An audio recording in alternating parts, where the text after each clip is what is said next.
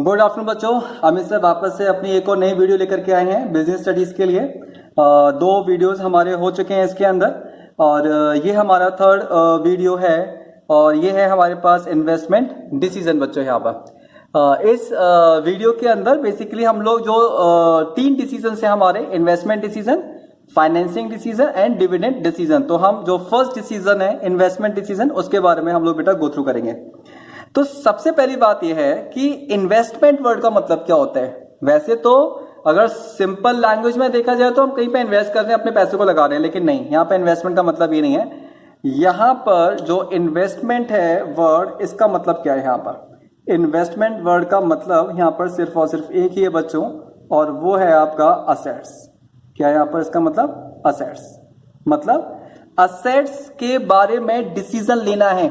क्या डिसीजन लोगे भैया असेट्स के बारे में? डिसीजन ये लेना है हमें असेट्स के बारे में कि एक फर्म है, उसके पास मान लेते हैं 50 लाख रुपए है और उसके सामने जो ऑप्शंस हैं उसके सामने कम से कम 10 असेट्स हैं। जैसे मान लेते हैं अमित सर हैं, अमित सर को ना अपना कोचिंग सेंटर खोलना है बेटा। आगरा है, दिल्ली है, जयपुर है, मथुरा है, ग्वालियर है, राजस्थान के अंदर और अजमेर ले लिया हमने बेटा, नोएडा ले लिया, ग्रेटर नोएडा ले लिया, ऐसी 10 जगह हैं। अमित सर के पास 50 लाख रुपए हैं और वो सिर्फ और सिर्फ 4 जगह सेटअप लगा सकते हैं। तो इन 10 जगह में से कौन सी ऐसी 4 जगह है जहां पर हमें अपना सेटअप लगाना चाहिए? ठीक है, तो ये हम देखते हैं इन्वेस्टमेंट डिसीजन। देखो क्या लिखा हुआ है, it relates to how the firms fund. आप देखो वर्ड कितना बढ़िया लिखा है, फर्म्स फंड, फंड फर्म का, बिजनेस का जो पैसा are invested in different assets, अलग अलग असेट्स में किस तरीके से लगाना चाहिए। ये हम लोग देखते हैं बेसिकली किसके अंदर बेटा? इन्वेस्टमेंट डिसीजन के अंदर। यही तो इन्वेस्टमेंट डिसीजन ही होता है। आगे नहीं आगे समझ में भाई। डिसीजन का मतलब क्या है यहाँ पर? डिसीजन का मतलब है कि आपके सामने ना चॉइस है, आपके सामने ना ऑप्शंस हैं कि 4 ऑप्शन है, 5 ऑप्शन है, उनमें से ना आपको कुछ चूज करने हैं। तो आप किसको सिलेक्ट करोगे बेटा? जो सबसे बेस्ट होंगे। So that is called what? Investment decision. अच्छा, इन्वेस्टमेंट डिसीजन को हमने 2 पार्ट में डिवाइड कर दिया है ब्रॉडली। एक तो है आपका लॉन्ग टर्म इन्वेस्टमेंट डिसीजन और एक है आपका शॉर्ट टर्म इन्वेस्टमेंट डिसीजन। एक तो हो गया आपके पास लॉन्ग टर्म इन्वेस्टमेंट डिसीजन, ठीक है बच्चों, और एक हो गया आपके पास short term investment decision.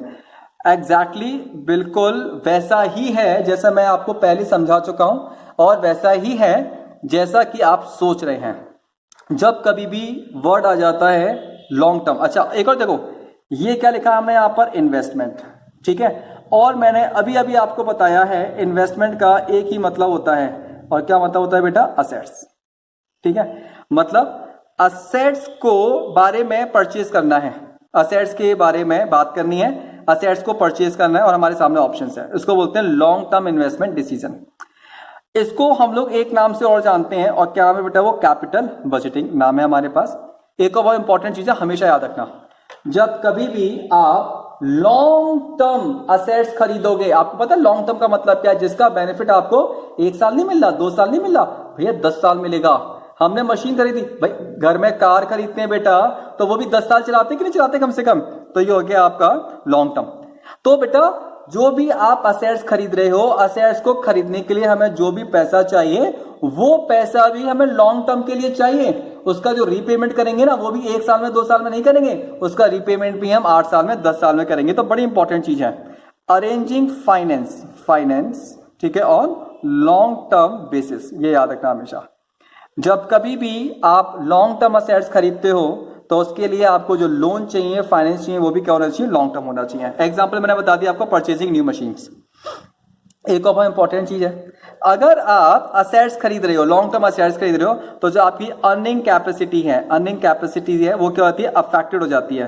Affected का पॉजिटिव मतलब निकालना है, क्या हो जाती है? इंक्रीज हो जाती है बेटा। यहां पर आप समझे, यहां पर मैंने एक मशीन खरीद ली शूज बनाने के लिए, 10 मशीन पहले से ही थी, एक मशीन मैंने और खरीद ली बेटा यहां पर। तो आप समझना, यहां पर अगर मैं एक मशीन और खरीद लूंगा तो फ्यूचर के अंदर मेरी जो अर्निंग कैपेसिटी है वो क्या हो जाएगी? इंक्रीज हो जाएगी बेटा यहां पर, ठीक है। Involves huge amount of investment. Machine खरीदनी है भैया, 10 लाख की आएगी, होटल बनाना है कम से कम 2 करोड़ का बनेगा। मतलब आप जो भी लॉन्ग टर्म इन्वेस्टमेंट करने की सोच रहे हो, आप जो भी कैपिटल बजटिंग करने की सोच रहे हो, उसके अंदर पैसा बहुत ज्यादा लगता है। Irreversible decision. ठीक है, इसका मतलब पता है क्या है? यहां पर एक बार मैंने होटल बनाने की सोच लिया, मार्केट से पैसा ले लिया, होटल बना लिया, मान लेते हैं 80% बन गया। अब मैं सोच रहा हूं नहीं, कोरोना वायरस हो गया जी मार्केट के अंदर, अब तो होटल चलेगा नहीं, अब छोड़ देते हैं। नहीं साहब, अगर आपने होटल बनाना छोड़ दिया तो आपको लॉस होगा। इररिवर्सिबल डिसीजन, ठीक है ना। एक्सेप्ट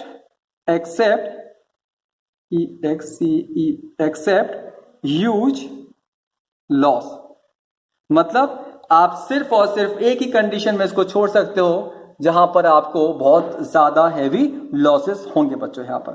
तो ये हो गया आपके पास long term investment decision. Short term हम पहले भी कर चुके हैं। शॉर्ट टर्म का मतलब पता है क्या होता है? लॉन्ग टर्म का मतलब होता है फिक्स असेट्स और शॉर्ट टर्म का मतलब होता है करंट असेट्स। ठीक है बेटा, इसका मतलब क्या होता है? Current assets. हम पहले भी कर चुके हैं बेटा करंट असेट्स, जिसमें लिक्विडिटी हमेशा अफेक्टेड होती है। ठीक है, also called working capital. Working capital बताते हैं। मैंने आपको पहले बताया था कि ना, अगर आपने फिक्स एसेट्स खरीदी तो आपको अपना स्टॉक का लेवल भी बढ़ाना पड़ेगा। आपको अपनी जो करंट एसेट्स है उसका लेवल भी आपको चेंज करना पड़ेगा। वही लिखा हुआ है, ये जो करंट एसेट्स है, it is concern with level of cash, debtors and stock, affects day to day working. ठीक है, कैसे? मशीन तो खरीद ली साहब, एक बार पैसा लगना है, कहीं से जुगाड़ करा और जो साहब पैसा ले लिया हमने यहां पर, ठीक है ना, हो गई जी हमारी मशीन चालू हो गई। लेकिन मशीन को चलाने के लिए डेली हमें इलेक्ट्रिसिटी लगेगी, हर महीने हमें सैलरी देनी पड़ेगी लोगों को बेटा। वहां पर जो पैसा हमने मार्केट से बोरो किया है उस पर हमें इंटरेस्ट देना पड़ेगा बेटा हर महीने यहाँ पर। तो ये हमारा क्या हो गया? डे टू डे वर्किंग हमारी अफेक्ट होगी। और अफेक्ट लिक्विडिटी, और हमारे पास जो अवेलेबिलिटी ऑफ लिक्विडिटी है वो भी हमारे पास यहाँ पर अफेक्टेड होगी बच्चों। यहाँ पर लिक्विडिटी एंड प्रॉफिटेबिलिटी दोनों हमारे पास यहाँ पर अफेक्टेड होंगी। तो ये मैंने इन्वेस्टमेंट डिसीजन के बारे में बेटा समझा दिया आपको यहाँ पर। अब हम इसके बाद में हम करेंगे फैक्टर्स। ये भी बड़ी बढ़िया चीज है, क्योंकि जो फैक्टर्स हैं वो वर्ड बहुत बार आएगा, खासकर आपका फाइनेंशियल मैनेजमेंट के अंदर। ये फैक्टर्स क्या होते हैं? फैक्टर मैंने लिखा है नीचे ब्रैकेट में ब्लैक पेन से, मैंने लिखा है ऐसे कौन कौन से फैक्टर हैं, मतलब ऐसी कौन कौन सी बातें हैं, ऐसी कौन कौन सी बातें हैं। मैं लिख देता हूं बेटा यहां पर, ऐसी कौन कौन सी बातें हैं, ठीक है बच्चों, बातें हैं जिस पर डिपेंड करता है कि हमें मशीन का मतलब पता है क्या? यहां पर मशीन का मतलब है असेट्स। मशीन का मतलब है कोई भी असेट्स परचेज करेंगे या नहीं करेंगे। मतलब अमित सर को अगर एक कोचिंग सेंटर खोलना है तो अमित सर पहले ये देखेंगे कि भैया वो बातें सोच लो जिस पर डिपेंड करता है कि हमें कोचिंग सेंटर खोलना है या नहीं खोलना है, उसको बोलते हैं फैक्टर्स अफेक्टिंग इन्वेस्टमेंट डिसीजन बेटा। तो आपको पता है सबसे इंपॉर्टेंट क्या होता है? सबसे इंपॉर्टेंट है आपके पास कैश फ्लो। सबसे इंपॉर्टेंट है आपके पास कैश फ्लो। ठीक है, कैश फ्लो का मतलब पता है क्या? यहां पर अमित सर ने सोचा कि ना एक और कोचिंग सेंटर खोलते हैं जयपुर के अंदर। अब अमित सर गए जयपुर, अमित सर ने ना वहां पर एक जो है बहुत बड़ा सा हॉल देख लिया, वहां पर जो कैपेसिटी है वो 100 बच्चों की है। वहां पर जो है देख लिया 4 एसी लगेंगे, 2 छोटे कमरे और हैं, मतलब पूरा हिसाब लगा लिया, सब 50 लाख लगेंगे। आगे नहीं आगे समय। अच्छा एक और चीज है, जयपुर का जो सेंटर है वो पहली बार में डिसाइड नहीं किया है, इन्वेस्टमेंट डिसीजन। मेरे पास 4 ऑप्शन थे, उसमें से मैंने जयपुर को सिलेक्ट किया है, वो इन्वेस्टमेंट डिसीजन हो गया है ना। अब ऐसी कौन कौन सी बातें हैं मैं सोचूंगा कि मैं नया कोचिंग सेंटर खोलूं या नहीं खोलूं, तो साहब मैंने 50 लाख का पूरा खरीद लिया सिस्टम। तो ये तो हो गया मेरा एकदम से वन टाइम इन्वेस्टमेंट हो गया। ठीक है, अब मैं पता है सबसे अभी करानी है सोच रहा हूं। अब पता है मैं सबसे पहले क्या सोचूंगा कि 100 बच्चे आएंगे, हर एक बच्चे की फीस हो गई जी 1000, तो आपके हो गए जी 1 लाख रुपए। ये हो गया कैश इनफ्लो, मैं पूरा लिखता जा रहा हूं। उसके बाद मैंने सोचा जी टीचर आएगा, टीचर को जो है मैं यहां पर आपको लिख करके और समझाता हूं। यहां पर जैसे कि मान लो कैश इनफ्लो मैं लिख के बता रहा हूं आपको। इनफ्लो मतलब यहां पर आता जा रहा है 1 लाख रुपए, ठीक है। और आउटफ्लो मतलब जो टीचर्स रखे जाएंगे उनकी सैलरी देनी है, जो लोन लूंगा उस पर इंटरेस्ट का पेमेंट करना है, वो मान लेते हैं हो गया यहाँ पर 1.2 लाख। मतलब पैसा आ रहा है 1 लाख और पैसा जा रहा है 1,20,000। तो इसका मतलब क्या है? नॉट ओपनिंग मतलब कोचिंग सेंटर नहीं खोलना है, कोचिंग सेंटर नहीं खोलना है।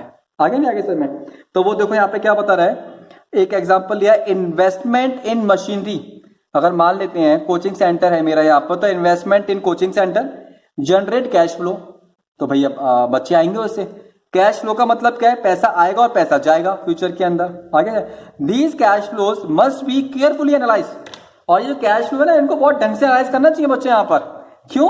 क्योंकि अगर आपने जोश जोश में ये सोचा नहीं जी 100 बच्चे आएंगे, 1000 रुपए की फीस है, 1 लाख रुपए आ गए, आपने इनफ्लो देख लिया बेटा 1 लाख रुपए का, लेकिन आपने ये नहीं देखा कि 1,20,000 जा भी तो नहीं बेटा यहाँ पर। तो जो कैश फ्लो है उसको केयरफुली एनालाइज करना चाहिए बेटा यहाँ पर। ठीक है, चलो जी, यहाँ पर ये हो गया हमारे पास। इसके बाद है rate of return. Rate of return, ये तो मैं पूरा ही करूंगा बेटा यहाँ पर, रेट ऑफ रिटर्न। ठीक है, ये क्या है रेट ऑफ रिटर्न? यहाँ पर मैं आपको बता दूं, एक तरीका तो है आप कैश देखोगे, दूसरा क्या है आप रेट परसेंटेज। रेट का मतलब क्या है बेटा? बेसिकली परसेंटेज आप परसेंटेज देखोगे। मेरे पास 2 ऑप्शन है, नोएडा में कोचिंग सेंटर खोलूं, जयपुर में कोचिंग सेंटर खोलूं। मान लेते हैं मशीनरी ए मतलब नोएडा, वहां से 10% का रिटर्न मिलेगा। मशीनरी बी मतलब जयपुर, वहां से 15% का रिटर्न मिलेगा। तो किस कोचिंग सेंटर से मुझे ज्यादा रिटर्न मिल रहा है बेटा? मुझे यहाँ पर मशीनरी बी या जयपुर से ज्यादा मिल रहा है, तो machinery be should be selected. अच्छा, मैंने एक चीज लिखी है, calculations are based on expected return. आपको पता है कैलकुलेशन का मतलब क्या है? डिसीजन। मैंने जो डिसीजन लिया है कि आगरा, जयपुर, नोएडा, ग्रेटर नोएडा, ठीक है, मैं कौन से शहर में जाकर के अपना कोचिंग सेंटर खोलूं, ये किस पर डिपेंड करता है? एक्सपेक्टेड रिटर्न पर डिपेंड करता है बच्चों यहाँ पर। ठीक है जी, तो एक तो हो गया आपका कैश फ्लो, और एक हो गया आपके पास बेटा यहाँ पर क्या? Rate of return. तीसरा क्या है आपके पास यहाँ पर? तीसरा है इन्वेस्टमेंट क्राइटेरिया इन्वॉल्व। अब आप देखना इन्वेस्टमेंट क्राइटेरिया, इसका मतलब क्या है यहाँ पर? इन्वेस्टमेंट क्राइटेरिया, इसका मतलब यह है कि आपने अभी तक सिर्फ और सिर्फ 2 मेथड के बारे में बात करी है। एक तो कैश फ्लो के बारे में बात करी है और एक आपने रेट ऑफ रिटर्न के बारे में बात करी है। वो इन्वेस्टमेंट क्राइटेरिया में ये बता रहा है कि अभी भी बहुत सारे ऐसे फैक्टर्स हैं जिनको ध्यान रखना पड़ता है, जैसे कि भाई साहब मार्केट में इन्फ्लेशन कैसा चल रहा है, जैसे मार्केट के अंदर रेट ऑफ इंटरेस्ट कैसा चल रहा है, जैसे अमाउंट ऑफ इन्वेस्टमेंट कैसा होगा यहाँ पर। तो ये बहुत सारी बातें हैं जिनको कि आपको ध्यान रखना पड़ेगा, जिनको कैलकुलेशन के अंदर इंक्लूड करना पड़ेगा। देखो लिखा हुआ है इन्वेस्टिंग इन अ प्रोजेक्ट। किसी भी प्रोजेक्ट में आप इन्वेस्ट करोगे तो उसमें क्या इन्वॉल्व होता है बेटा? इसमें नंबर ऑफ कैलकुलेशन इन्वॉल्व होती है, जैसे example amount of investment, inflation, interest rate etcetera. फिर यहां पे दे रखा है आपको, मैंने लिखा है सेकंड पॉइंट, ये फर्स्ट पॉइंट हो गया। Second point, it determines overall cost of capital. तो इसको मैं करता हूं यहां पर सर्कल में, डिटरमाइंस, ठीक है बच्चों, क्या? Cost of capital. इसका मतलब पता है क्या कॉस्ट ऑफ कैपिटल का? जो पैसा हम मार्केट से लेकर के आएंगे ना, उसके ऊपर हमें रेट ऑफ इंटरेस्ट देना पड़ेगा। तो वो हम यहाँ पर डिसाइड करते हैं कि कितना होना चाहिए और कितना हम देंगे बेटा यहाँ पर। तो आज की जो 3rd वीडियो है, इसके अंदर मैंने आपको बताया है इन्वेस्टमेंट फैक्टर्स क्या होते हैं और इन्वेस्टमेंट डिसीजंस क्या होते हैं बेटा। जो नेक्स्ट वीडियो बनेगा वो बनेगा आपका फाइनेंसिंग डिसीजन बेटा यहाँ पर। तो बस आज के लिए इतना ही बहुत है बेटा। ज्यादा से ज्यादा आप लोग जो है चैनल को सब्सक्राइब करें, लाइक करें, कमेंट्स दे बेटा आप इसके ऊपर, और जो नोटिफिकेशन बेल है उसको जरूर पुश करें, क्योंकि जैसे ही मैं नया वीडियो डालूंगा तो वो नया वीडियो ऑटोमेटिकली आपके पास उसका मैसेज आ जाएगा और आप इजीली देख पाओगे बेटा यहाँ पर। चलिए जी, थैंक यू बेटा।